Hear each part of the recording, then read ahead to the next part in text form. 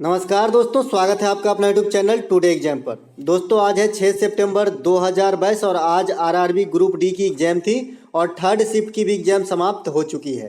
Third shift के exam में GK जी section से जो भी प्रश्न पूछे गए सभी प्रश्नों को लेकर आ गए हैं। तो चलिए दोस्तों शुरू करते हैं विथ एक्स्ट्रा फैक्ट। पहला प्रश्न जो यहाँ पे है, मनुष्य के में HIV कैसे फैलता है। दोस्तों HIV से सभी परिचित हैं। HIV के जो है जागरूकता फैलाने के लिए सरकार कई कदम उठाए।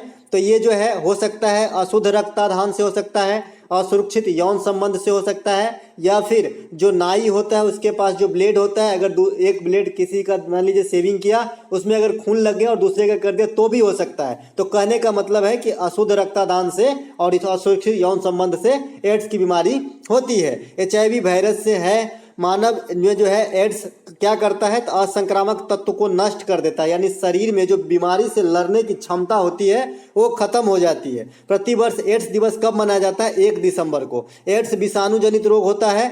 विषाणु जनित जो अन्य रोग है ये पीलिया है, साधारण सर्दी जुकाम है, हर्पीज हो जाएगा, मिसिल्स हो जाएगा, इन्फ्लुएंजा हो जाएगा, चेचक हो जाएगा, ETC।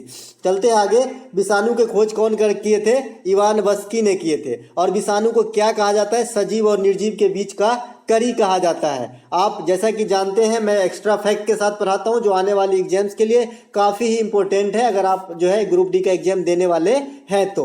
गोदावरी नदी के संबंध में इनमें कौन सा कथन सत्य नहीं है? मैंने आपने गोदावरी नदी पर जो है पूरा एक थैसिस ही दे दिया था कि इसे क्या कहा जाता है, कहाँ से निकलती है, इसके किनारे क्या होता है, किस प्रकार की नदियाँ हैं, सब बता दिया था PDF में, देख लीजिएगा। तो गोदावरी नदी का उद्गम जो है ये महाराष्ट्र के नासिक के त्र्यंबकेश्वर से होता है। ये प्रायद्वीपीय भारत की सबसे बड़ी नदी है।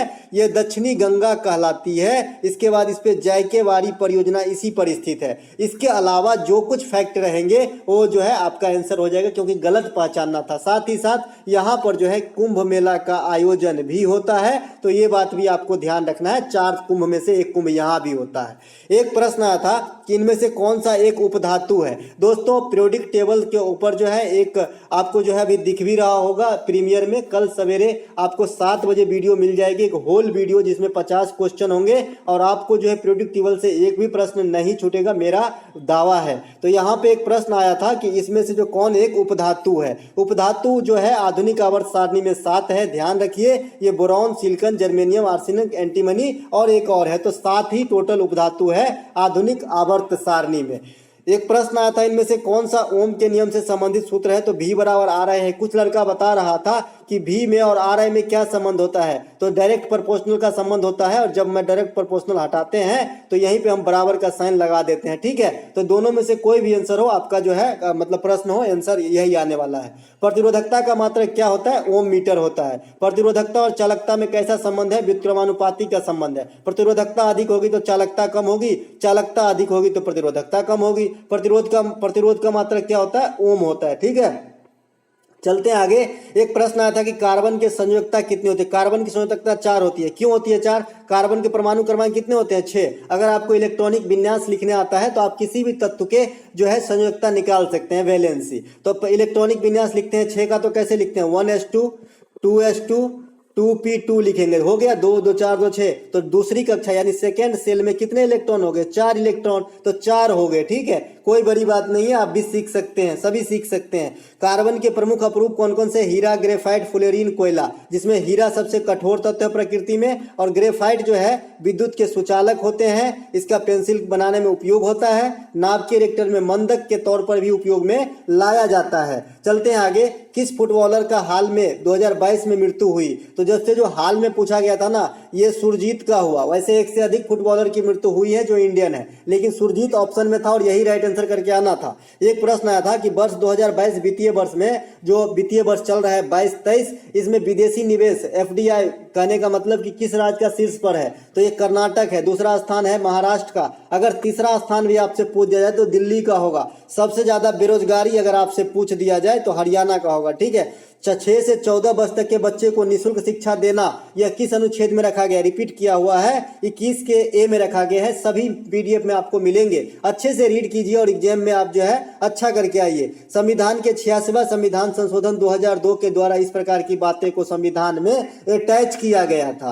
राजपथ जो दिल्ली में है, गणतंत्र दिवस के अवसर पर झंडा तोलन कौन करते हैं? तो गणतंत्र दिवस पे जो है आपका झंडा तोलन राष्ट्रपति के द्वारा किया जाता है, ध्यान रखिएगा। और राष्ट्रपति इसी गणतंत्र दिवस पे जो है मुख्य अतिथि भी आते हैं, आपका मुख्य अतिथि भी आता है। और भाषण जो है प्रधानमंत्री भी देते हैं। तो अगर भाषण की बात होता तो प्रधानमंत्री भी आंसर हो जाता। एक प्रश्न यहाँ पे आया था कि निम्न में से कौन सी भाषा शास्त्रीय भाषा नहीं? दोस्तों शास्त्रीय भाषा से सब दिन क्वेश्चन आ रहा है, यही 6 है, आप याद कर लीजिए। कौन कौन सा है? तमिल है जो तमिलनाडु का है, तेलुगु है आंध्र प्रदेश तेलंगाना का है, कन्नड़ है कर्नाटक का है, मलयालम केरल का है, संस्कृत प्राचीन भाषा है तथा ओडिसी ओडिशा का है। अब ईस्वी की बात आती है, तमिल सबसे पहले शास्त्रीय भाषा बना 2004 में, संस्कृत बना था 2005 में, ओडिसी बना है 2014 में जो सबसे लेटेस्ट वाला है। तो ये भी पूछ दिया गया है, ठीक है। चलते हैं आगे। एक आपका जो रिएक्शन आया था, रिएक्शन से क्वेश्चन आया था और आपको बैलेंस करना था कि मीथेन को जलने पर कौन सी गैस निकलती है। देख लीजिए CH4 है और ये O2 है, ऑक्सीजन को में जलाएंगे ना तो क्या बनेगा? तो CO2 बनेगा और H2O बनेगा। लेकिन यहाँ बैलेंस नहीं है, अब बैलेंस आपको करना आना चाहिए। कैसे करेंगे बैलेंस? कार्बन कितने हैं यहाँ पे CH4 में? तो एक कार्बन है, आगे कहीं कार्बन है नहीं है, ठीक है। तो हमारा एक कार्बन तो ठीक है। अब हमारे पास ऑक्सीजन कितने हो गए हैं? अभी 2 ऑक्सीजन इधर है और 1 ऑक्सीजन इधर है। तो इसके पीछे में अगर मैं 2 लगा दूं H2O के पीछे में, अब देखिए बैलेंस हुआ क्या? 2 ऑक्सीजन हो गया यहाँ पे और 2 ऑक्सीजन यहाँ पे, 4 ऑक्सीजन। तो यहाँ भी पीछे 2 लगाना पड़ेगा, 4 ऑक्सीजन हो गया।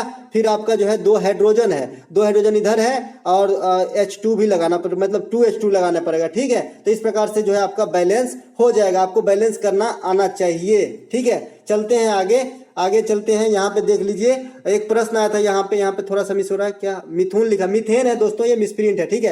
एक प्रश्न यहाँ पे, सौर ऊर्जा को विद्युत ऊर्जा में किस प्रकार रूपांतरित किए जाते हैं? तो सौर ऊर्जा को विद्युत ऊर्जा में रूपांतरित किए जाते हैं आप सोलर इक्विपमेंट लगा के। ऑप्शन में अगर इस प्रकार का कुछ नाम दिया होगा तो वही राइट आंसर हो जाएगा, ठीक है। सोलर इक्विपमेंट जो लगाते हैं, सोलर सेल, सोलर पैनल वगैरह, तो यहाँ पे अभी तमिलनाडु में जो है सबसे बड़ा लगाया गया, आपको ये बात भी ध्यान रखना है। आगे एक प्रश्न आता है कि भोजन में पाचन कहाँ से शुरू होती है? तो मुख से शुरू होती है, ठीक है। सबसे पहले लार मिलता है, लार में कौन सा एंजाइम होता है? टैलिन और एमाइलेज, ठीक है। ये दोनों एंजाइम जो है लार में पाया जाता है, ठीक है। जो स्टार्च यानी जिसे हिंदी में कहते हैं मांड में को पचाने में मदद करता है ये दोनों एंजाइम, ठीक है। सबसे अंत में जो है उत्पाद, सबसे अधिक समय तक भोजन किस आंत में रहती है? तो छोटी आंत में सबसे अधिक समय तक रहता है, लगभग 4 घंटा तक। तो ये बात भी ध्यान रखिएगा। एक प्रश्न यहाँ पे आया था कि ओमिक्रॉन वायरस जो कोरोना वायरस का पिताजी आया था बाद में, तो ये ओमिक्रॉन वायरस जो चेक करता है इस कीट का नाम क्या था? तो इस कीट का नाम ओमिस्योर था, ठीक है। और ये देसी कंपनी है, शायद टाटा ने बनाया था इसे, ओमिस्योर, देख लीजिएगा, ठीक है। एक प्रश्न आया था, टाटा एयरलाइंस ने पहला विमान सेवा कहाँ चलाया था? तो ये कोलकाता में चालू हुआ था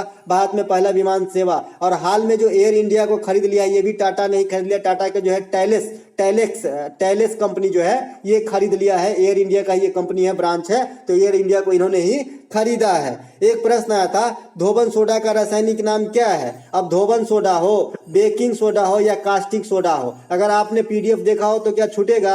सबका रासायनिक नाम भी है, सूत्र भी है, उपयोग भी है, सब चीज मैं लिख दिया हूँ, इसीलिए मैं दोबारा यहाँ पे नहीं लिखा, लेकिन मौखिक रूप से व्याख्या करूंगा जरूर। तो यहाँ पे धोबन सोडा है, इसका क्या होता है सूत्र? Na2CO3 होता है, इसे क्या बोलते हैं? सोडियम कार्बोनेट बोलते हैं, ठीक है। और एक होता है बेकिंग सोडा, बेकिंग सोडा का सूत्र क्या होता है? NaHCO3 होता है, इसको क्या बोलते हैं? सोडियम बाई कार्बोनेट बोलते हैं, ठीक है। इतना ही फर्क है, इसमें बाई लगता है। एक होता है कास्टिक सोडा, इसे सोडियम हाइड्रोक्साइड बोलते हैं, NaOH बोलता है, ठीक है। इसके बाद एक आपका होता है magnesium hydroxide, milk of magnesia होता है। एक होता है आपका विरंजक चूर्ण, CaOCl2 होता है। कैल्शियम हाइपोक्लोराइड या विरंजक चूर्ण, ब्लीचिंग पाउडर, सब कुछ इसे ही कहा जाता है, ठीक है। एक प्रश्न आया था कि गंगा नदी समिति के बारे में क्या सही है? तो दोस्तों गंगा नदी समिति के बारे में जो है, ये गंगा को स्वच्छ और साफ बनाने के उद्देश्य से गठन किया गया था। इसका ऑप्शन मुझे प्राप्त नहीं हुआ, अगर पता हो तो आप मुझे कमेंट कीजिएगा कि ऑप्शन में क्या क्या था। वैसे जो इसका उद्देश्य है गंगा को साफ सफाई रखना, इसी के कारण ये बनाया गया है। साथ ही साथ गंगा नदी प्रोजेक्ट का नाम क्या है? नमामि गंगे, तो आपको ये बात भी ध्यान रखना है। साथ ही साथ गंगा डॉल्फिन का प्रजनन केंद्र जो है आपका पटना में खोला गया है, तो आपको ये बात भी ध्यान रखना है। और गैंडा का प्रजनन केंद्र भी आपको पटना में खोला गया है, तो आपको ये बात भी ध्यान रखना है, ठीक है।